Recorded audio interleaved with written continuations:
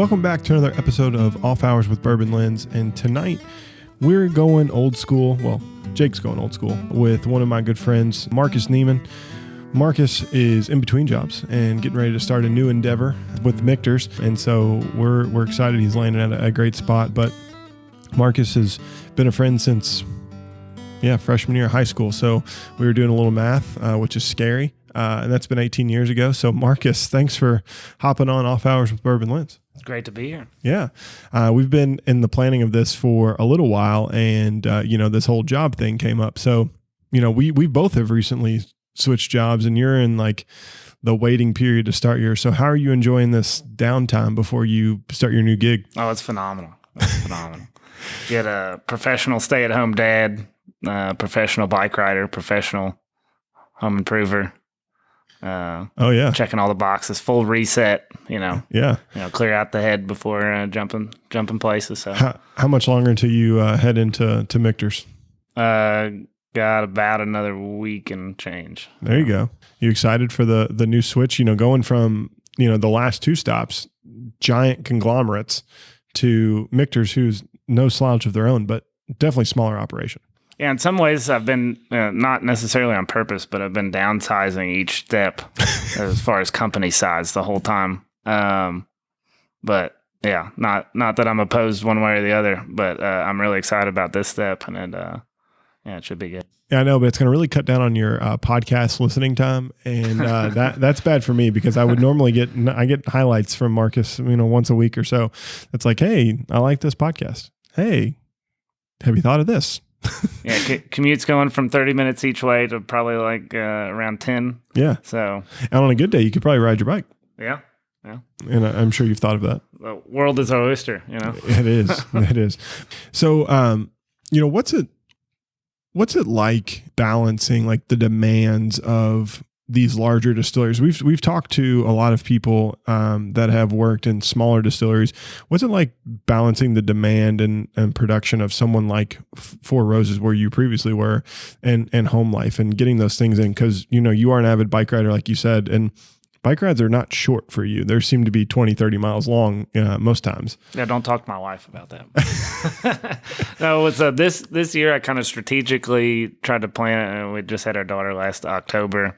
So I signed up for a couple like real big races to push my limit to some extent, and like make sure I stayed in shape, and like, didn't get that, dad 15 tacking on, and it's a real thing, and that kind of stuff. But then at the same time, I theoretically, and it never works out like that once you have a kid, but theoretically tried to plan it to where like the whole crew could come and like, somewhat destination type places, or at least have a family tie-in kind of thing.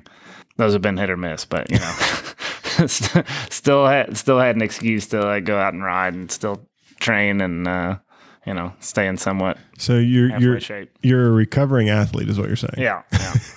And that's even an additional balance, right? Like going and doing something, by yourself. Like I used to run. I don't really run anymore.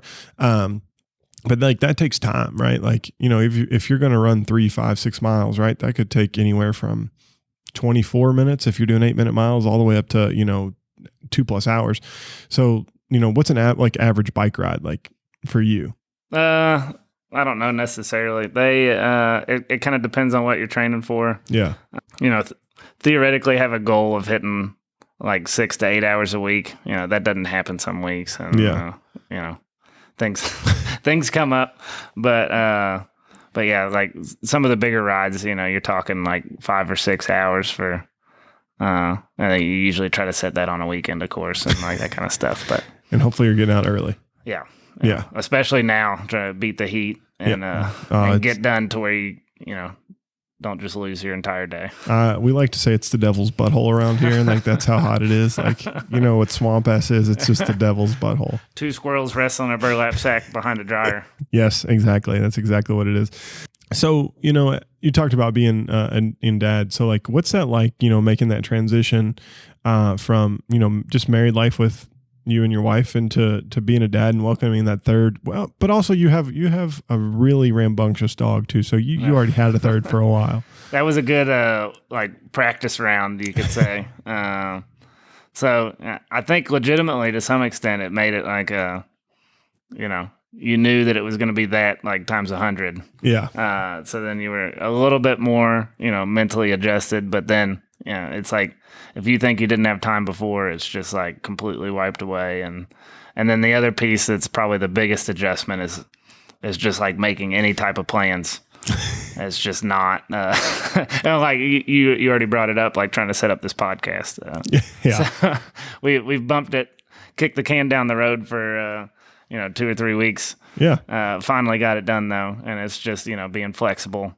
Oh yeah. I mean, I get it. I mean, it's not like I don't have a 3-year-old or almost 3-year-old upstairs. Like, speaking of like plans, like Jameson didn't necessarily want to like go to bed. And so Marcus comes in, rings the doorbell, and he's like, "Who are you talking to, Dad?" And I'm like coming up with these like, I'm like, "Oh, Mom's watching a video and like no one's here." He's like, "Someone's here. I heard him. I want to go talk to him." And I'm like, you go to sleep. So the things you do as a parent, like you just kind of like have to stretch the truth a wee bit with them. And yes, that would be considered a lie. I get it. And I may be going to hell, but I'll repent later.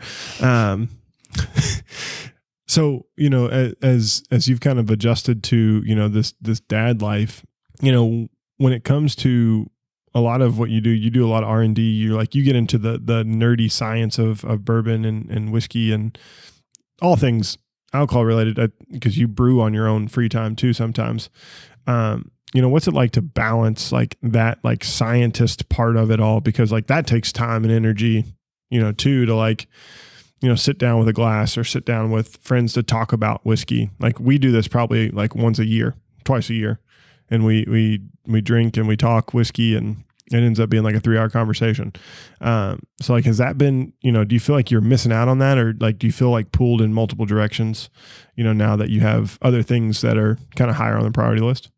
I mean, as far as like diving into the technical piece, like a lot of that just happened like as part of work. Yeah. So, and I enjoy it. So it's, it doesn't feel like work, and then, you tie it into the actual job itself. And it's, these days it's like more of, you're diving into it like when the need arises for it. And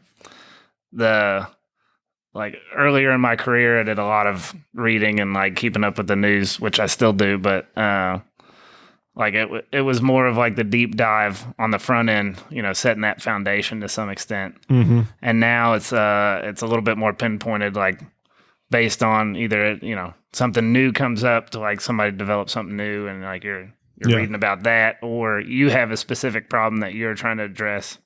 So on that front, diving into the technical side, it's really not. I haven't had to adjust like too much, if anything. Yeah.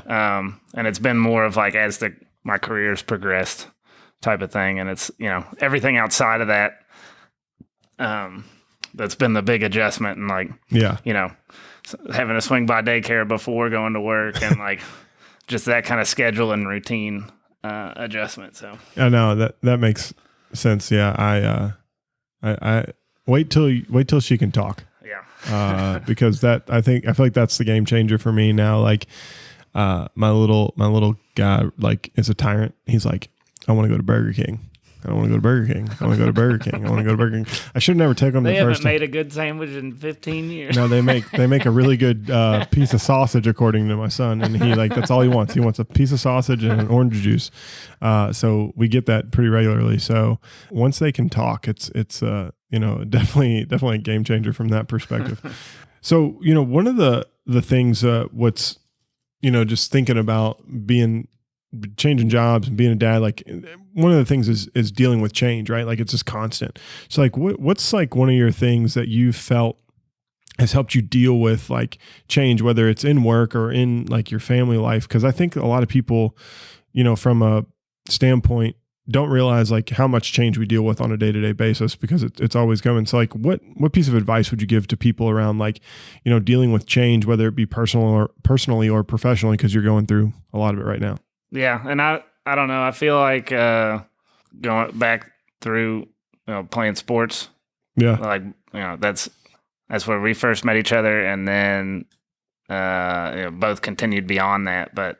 And then just being in like the scientific side, education wise, and in work, all that kind of like sets your mentality for for constant change. And like you have just having the mindset of expecting that change is going to happen whether you want it to or not, and kind of lean into it to some extent. Yeah. And it's my old football coach in college would always talk about like it's not what happens or like what specifically you do, it's how you respond to it. Yeah.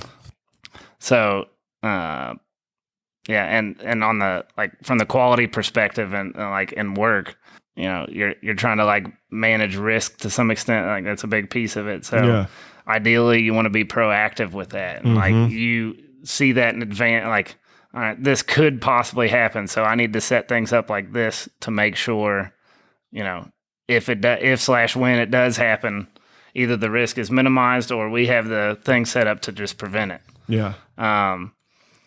So that's that's kind of helped me to a lot of extents, and being adaptable. But then like I was saying, just having a kid and stuff is like you can plan as much as you want, and it's not gonna it's not gonna affect. So like that part's a little tougher to deal with. Yeah. And it's just you got to roll with those punches. Yeah. I mean, they seem to come in waves too, right? Like it's never just like one. Yeah. It's like you get sick, then the kid gets sick, and then the wife gets sick, but you get healthy, but the kid's still sick. So it's like a never-ending cycle. Yeah, that was one of the things like I always bring up with my wife, Lauren, and I'm like, back in football, we did X, Y, and Z, and she's like, you need to give up this whole football thing. And I'm like, you don't realize like these practices and like this was like a way of life. And the coaches try to like burn it in your head on purpose, so like it gets stuck there for a while. It does. and what was really interesting is we were sitting around before you came over, and she asked me this one question, and I'll ask you this. She goes, for $2 million, would you go back through high school again? And she goes, you play all your sports, you have to do all the school and do all the grades. Like your body is physically healthy enough to do all of those things. Would you do it for $2 million? And I was like, yeah, like there's no doubt. And she was like, well, like, weren't you lonely? And sometimes I'm like, yeah, when it came to like dating, like that was weird and lonely. And like, you had to figure out how to talk to girls. But like, I was like, if it wasn't Marcus, it was Patrick, like right next to me. Like we just had a group of guys that were like always around, and it became like a family. So I was like, I'll do high school again if I get to hang with my boys. Like, so would you do high school all over again for $2 million? Yeah, I wouldn't. It wouldn't even take $2 million. I mean, that's what I'm saying. Like that. I mean, not even like the football crew, but like just the whole cast. Like it was like the United Nations to some extent, and then everybody was just like constantly joking on each other. And like it was a great environment in general. And then you got some of the smartest people that I've ever met, all mixed into that, and like with you combine that with like being able to play the sports and like do all that other stuff, and like well, it was knock that out for sure. I mean, I thought it was a slam dunk, and it was really amazing just to like talk about the good old days in high school. I think we graduated with like 20 something valedictorians. Like people don't realize, like if you're in Louisville, if you can get your kid to manual and they're worth something from an academic perspective, like that's where you want to be.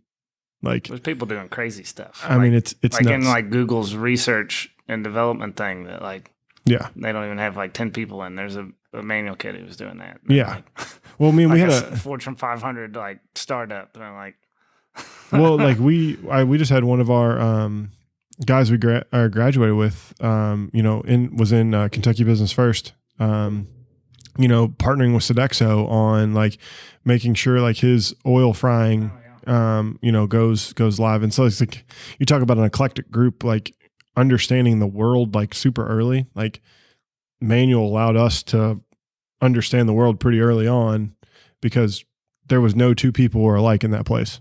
Like everyone was from different walks of life, East End, West End, like different religions, different nationalities, different sexual orientations, didn't matter. Like it was an eclectic group and you just kind of got along with it and you just you learned to grow up real quick, which was kind of cool because it helped me mature. It just exposes you to it. Oh yeah, 1,000%.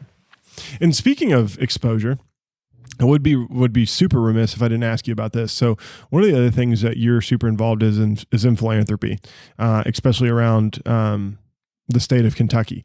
So one of the things, you're on the board of Kentucky to the World. So can you talk to me a little bit about how you got involved with that philanthropic effort and like what that does?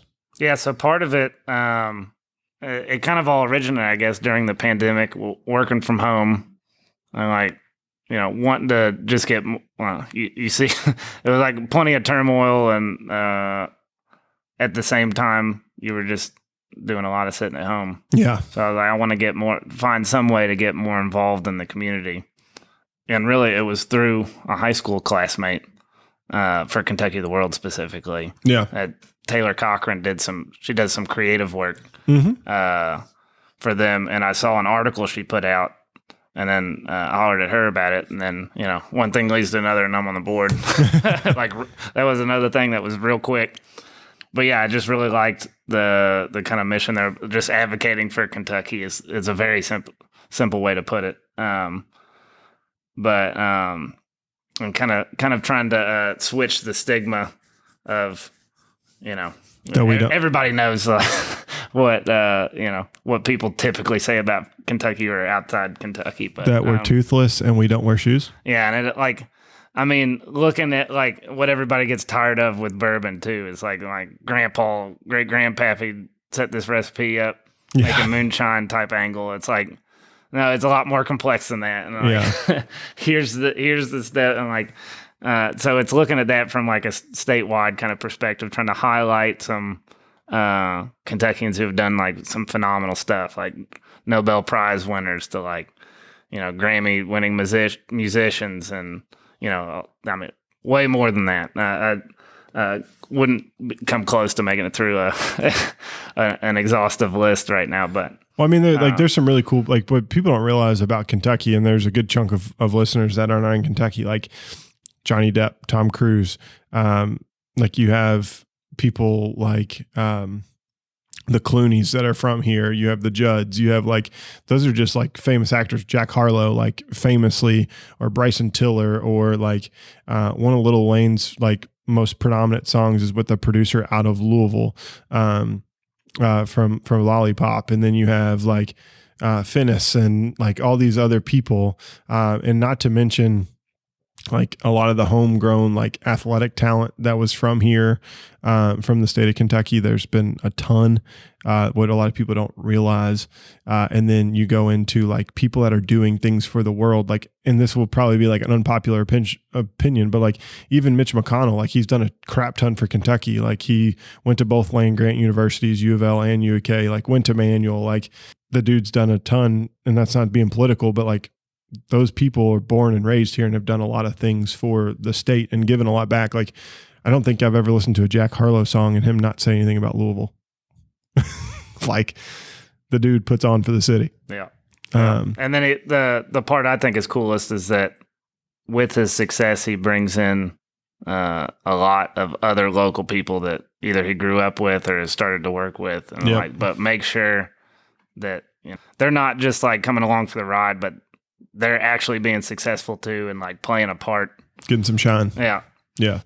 No, it's pretty cool. So outside of Kentucky to the World, what else do you do? I know you're involved in some other philanthropic things. So yeah, it's with the Kentucky Science Center, and they just started this like young adult advisory board, and it's everyone knows like the main draw at the Science Center. It's great for kids, and it's like getting them exposed to science and like having some great activities that tie into that.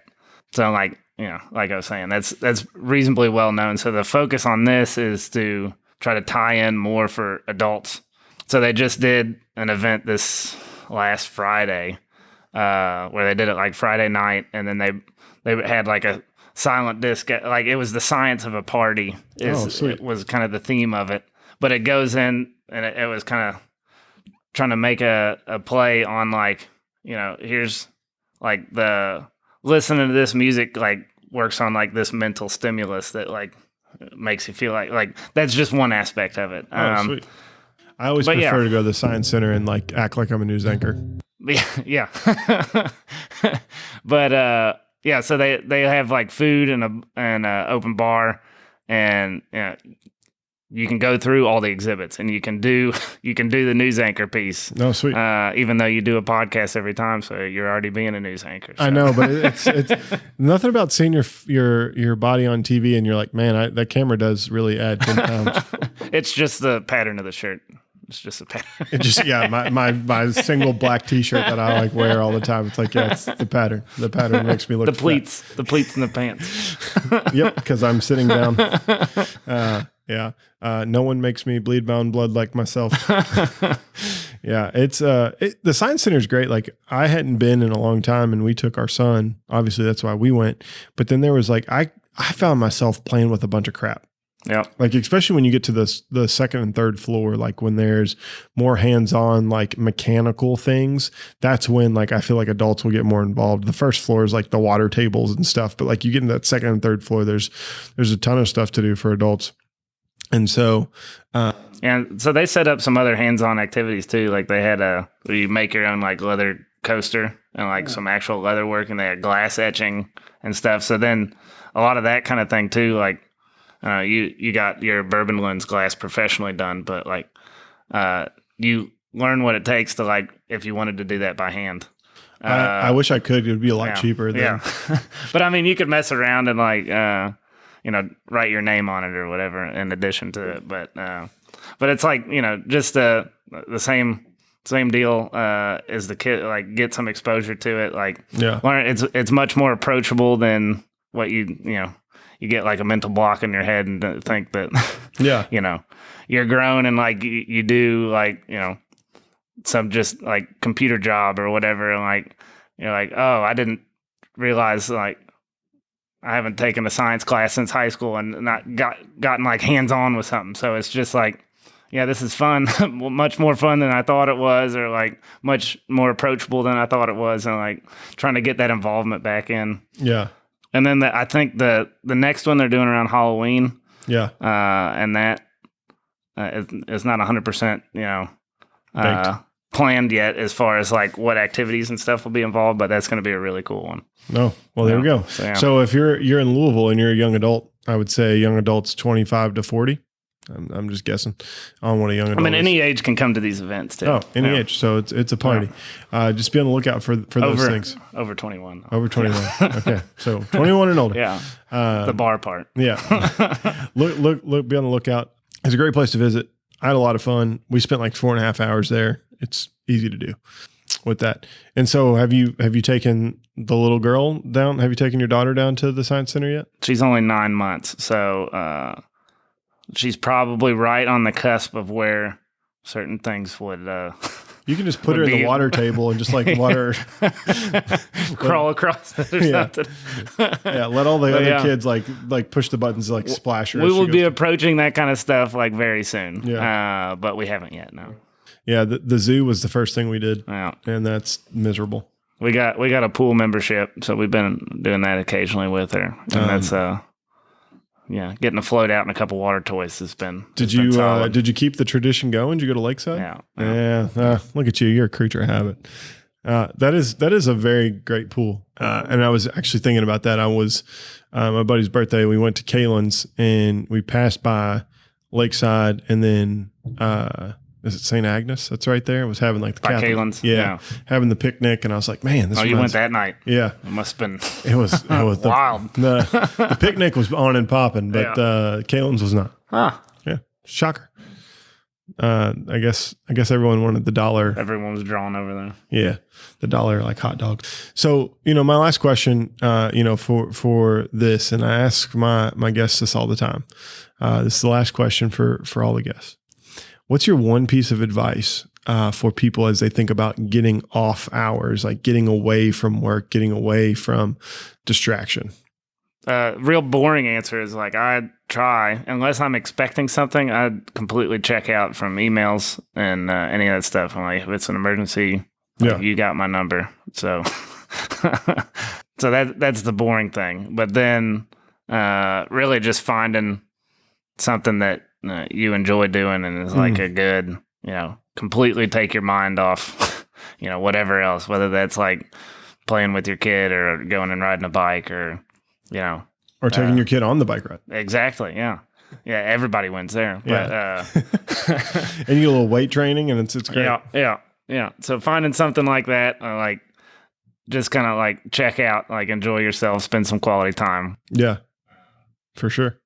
That's good. I like the simplicity of that. Some people have gotten really deep and like philosophical, and I'm like, all right, you've thought way more about this than I have. And yeah, I could go into the science of it if you want. No, I'm kidding. I mean, you do have a few degrees that would probably help us in that area. Well, thanks, Marcus, for joining us on this episode of Off Hours. And thanks, everyone, for listening to this episode of Off Hours with Bourbon Lens. We'd like to give a shout out to Off Hours for sponsoring this episode. Like they have the other mini series that we have going on. Please check out these episodes every Wednesday as they drop.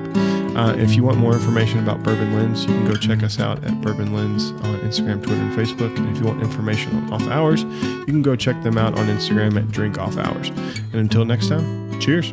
Cheers.